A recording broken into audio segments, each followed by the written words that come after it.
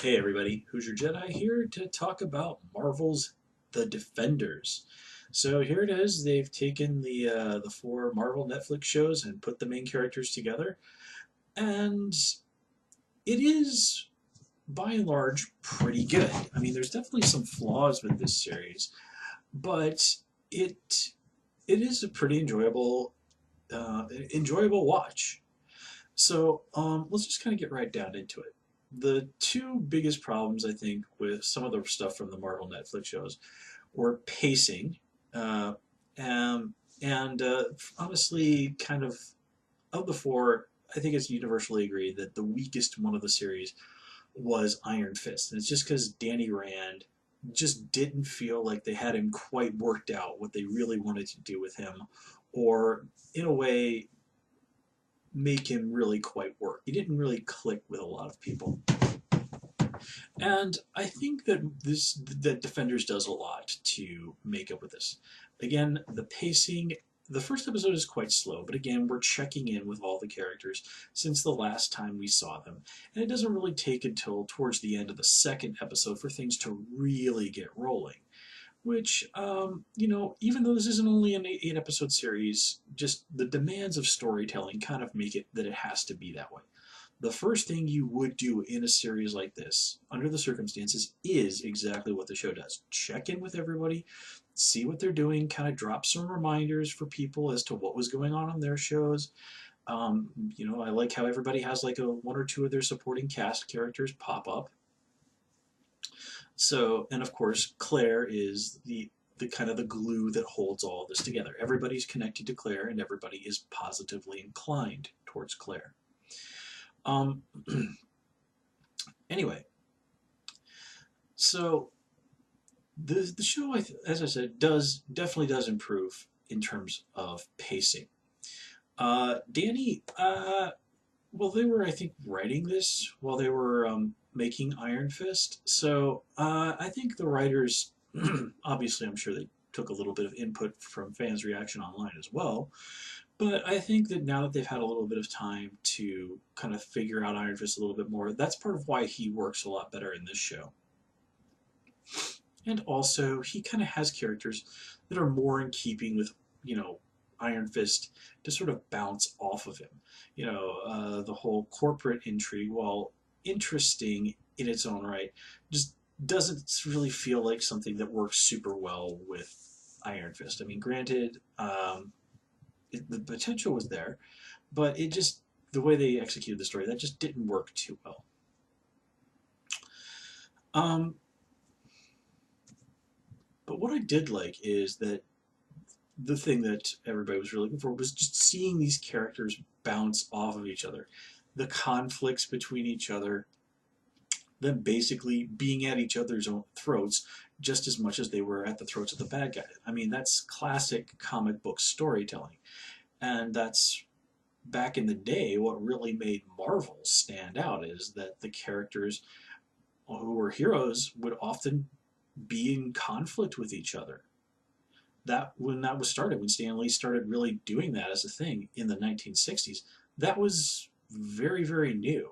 Before the heroes had teams, and yes, there would be occasional disagreements, I would imagine, but like having that dynamic there where these heroes are constantly butting heads with each other as much as they are opposing the villains, and sometimes even more so. That was very, very revolutionary at the time, and it has since become the standard, just comic book storytelling, and it makes perfect sense because in a lot of ways, that's just how good storytelling works. I think a lot about a quote from J. Michael Straczynski.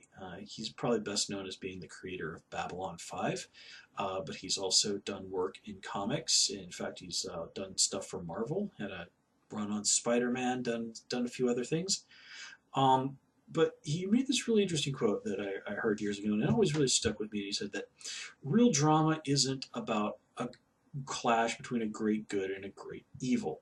The best drama comes, and I'm not saying this 100% perfectly, from the conflict between a great good and another great good. So, I mean, yeah, the hero versus the bad guy, well, that's all well and good. But if you want to really make the story interesting, have two good guys be in conflict with each other. And, he does, I think, have a very good point. Wanting to take down the guy who wants to destroy the world or blow up the building or, kidnap the princess or whatever, well, being in conflict with that person is easy. But being in conflict with a person who would also want to prevent those things and is not a bad guy, well, that's quite interesting. If you look at like old issues of the Avengers were constantly getting angry at each other and yelling at each other and things like that. Captain America and Hawkeye were always getting into arguments. Actually, everybody was always getting into arguments with Hawkeye. The Fantastic Four were constantly on bickering at each other. Human Torch and Thing were just constantly ragging on each other. The X-Men were constantly just butting heads with each other and occasionally needing to be restrained from killing each other. I mean, it's just good storytelling, and the Defenders really does play that up quite well. And giving these characters the opportunities to bounce off of each other, while also having genuinely personal stuff going on with their conflicts with the villains. Everybody's worried because hey, the Hand doesn't mess around and will totally kill these people that they care about. That again makes it, of course, personal, and really makes it clear that the Hand are no joke. Incidentally, I mentioned this when I talked about my Iron Fist review and stuff, but I live in Japan, right? So I can watch these shows with Japanese subtitles, which I do, just to kind of get some fun practice reading. And it's really interesting that in Japanese, the Hand is not called the Hand; they're called the Yaminote, which translates as the Hand of Darkness, which, just the Japanese word for hand is te, like karate, which means uses the kanji for like empty and hand. But anyway, um, so obviously just saying like, oh yeah, the bad guys are called the te. Well, in Japanese that just doesn't sound right. It just doesn't work. So that's all well and good. I mean, that's a good choice to sort of get the idea that these are very sinister dudes across. But it does sort of undermine the whole stuff that, and I mentioned this in my Iron Fist review, that's going on with Colleen Wing, where she talks about, like, yeah, I thought the Hand were a force for good. Well, how in the world would you think that something called the Hand of Darkness was a force for good? But again, this isn't really anything that's the fault of Netflix or anything. I imagine that this was decided as the translation of the Hand many years before these came around. I mean, you've been able to buy translated Marvel comics here in Japan for quite some time, for at least the better part of 20 years, probably even longer. Um, but yeah, it is interesting to always see that. And it's also interesting some of the choices that are made when they translate things into Japanese. Uh, like Jessica Jones using watashi as her pronoun. Like, no. No, no, no, no. Jessica is totally an atashi lady. But if you don't speak Japanese, that's really not going to be anything that you care about. But getting back to the story in and of itself. Sorry, I lost my train of thought there for a moment. Getting back to the story in and of itself. I know some people were not totally satisfied with the pace of this. Again, I think it was done fairly well. There was never a really moment where I felt like things were dragging. I mean, yes, I did kind of wonder, like, okay, can we finally kind of find out what the big deal is? But there was always enough stuff going on in each individual episode that I never really felt that was too pressing. I mean, this is a series that had to keep a lot of balls in the air. You have our four main defenders. You have the important supporting characters like Colleen, who I guess does technically count as a defender, right? I mean, she finally got to, you know, okay, we'll save that for spoiler time. But, I think she does reasonably count as a defender. Oh, we'll just leave it there. Um, and you've got the supporting characters, Colleen, boy, I can't keep myself consistent. Anyway, Colleen, you got Claire, you got Misty, and then you also have stuff going on with like Karen and Foggy and who am I forgetting? Well, okay, the drug addict guy who was Jessica Jones's friend. There wasn't really a huge amount of stuff going on with him, but you know, okay, whatever. He was the most minor of the supporting characters. So again, the show had to keep a lot of things in the air, and that's also not counting that they wanted to take some time to let us get to know Alexandra as a character. They also had to do a lot of stuff with Elektra. Madame Gao got quite a bit of screen time. They also had introduced Murakami, and I mean, there's just so many things going on that yes, it did take maybe there was some sense of like, okay, can we finally find out what's going on here? But you have to kind of do something interesting with all of these characters, and keeping all of those balls in the air. That's quite the act. So I can be a little forgiving there. Oh, speaking of Japanese, Murakami. I don't know why, but for some reason, I had a hard time understanding the actor when he was speaking at first. It took me a little while to get used to his voice. Um, then my Japanese is not fantastic, but you know, I didn't have a huge amount of trouble understanding him. It was really just more a case of he was speaking at a normal, in a normal speaking voice, in a normal pace, and it's of course easier for me if somebody speaks slightly slower than normal, just so that I can kind of turn things over in my head. And even here in Japan, there's no subtitles for what he says because, of course, Japanese people are going to be able to understand him. Um, but I got what he was saying, or at least the gist of it, a decent amount of the time. And you don't really pick up any particularly useful information if you actually understand what he's saying. Um, the characters react to his what he says enough that you can kind of get the gist of what he's or the idea of what he's saying. It is interesting to note that that he's often using very impolite Japanese when he's speaking to other people, which just sort of really drives home that he does not have a very high level of respect for pretty much anybody around him. I was watching that first scene where he's talking to Alexander, where he's introduced, and he's just like, "Oh wow, you really don't think highly of this woman at all." But yeah, so let's kind of get into things and move on to where we're going to have probably a little bit of spoilers. So I'm going to give you a quick countdown if you want to tune out. 5, 4, 3, 2, 1. Okay, so some of my criticisms of this series is one, I was very disappointed with what they did with Madame Gao, and I honestly think like the guys from The Hand were some of the weaker aspects of all of this. Like Madame Gao is extremely sinister during Iron Fist, and you're just like really wanting her to get what's coming to her. And yet Alexandra shows up, and suddenly Madame Gao is quite subservient to her.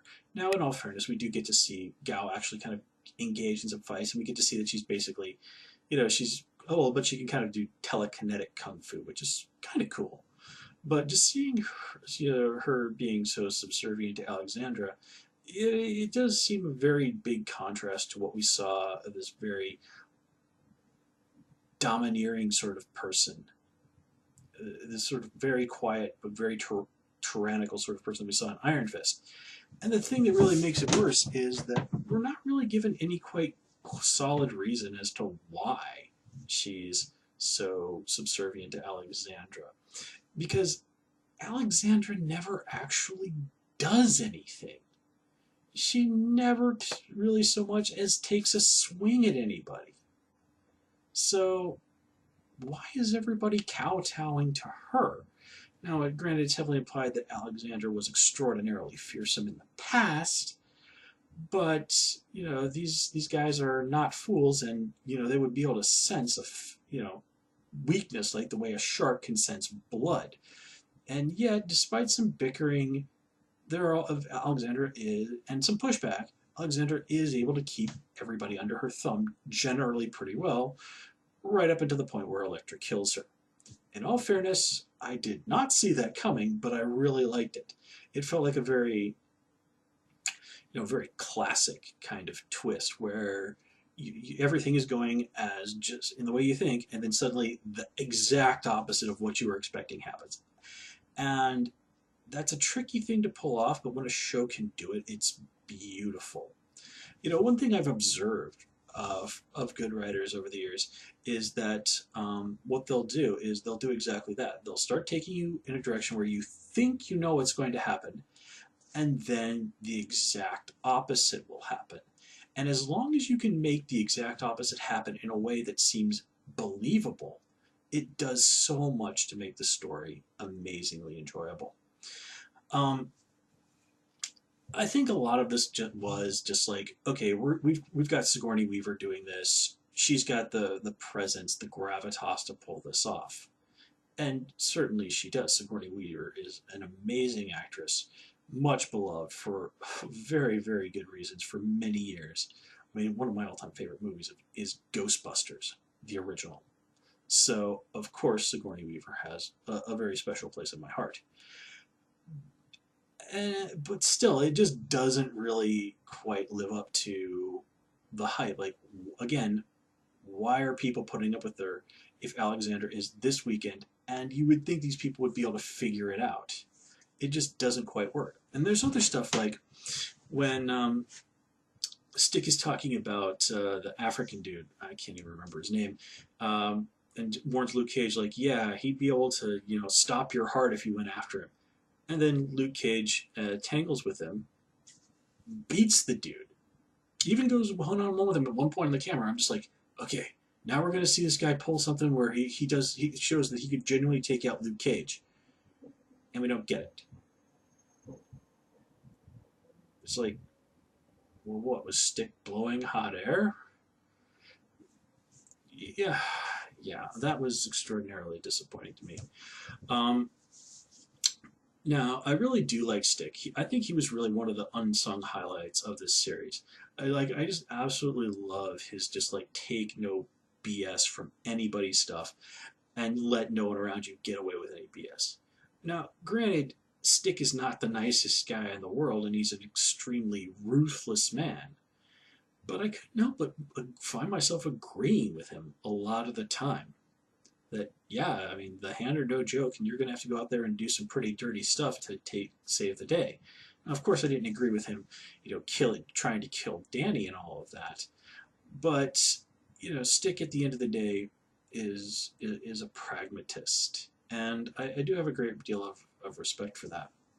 In fact, I've become very enamored of a quote from Stick in, I guess it was season 1 of Daredevil, where he said that anger is a spark, outrage is a wildfire, uncontrolled and therefore useless. And boy, whenever I look at the way people act on the internet these days, that saying always comes back to me. Anyway, nothing really huge to say about Elektra this series, which is a little disappointing. They did have some really nice moments with her when she started to kind of get her memories back and sort of reclaim her power, going from basically, Alexander's pet to the new leader of the Hand. Elektra is a character that's always very heavily danced that line between hero and villain, and she is ultimately one who's much more comfortable on the darker side of that line. But they do a nice job of really making you kind of feel for her, where she has that moment where she like kind of curls up in the bed. Even at the end where Matt is saying, "I still believe that there's good in you." I mean, it all works really well. It was certainly cool to see her, fight Iron Fist and stuff like that. That's kind of part of the things that we really came to see here in this series. Nothing really huge to say about Jessica Jones. This I thought she was one of the ones where it was really very much just like circumstances that had her there. She didn't really have that huge of a stake in what was going on, but I did like how they were able to work in her having a real contribution to make. Her detective skills and all of that were pretty handy. And And I did like how they ultimately were able to sort of get her and Luke Cage back to a place where they were cool with each other. Um,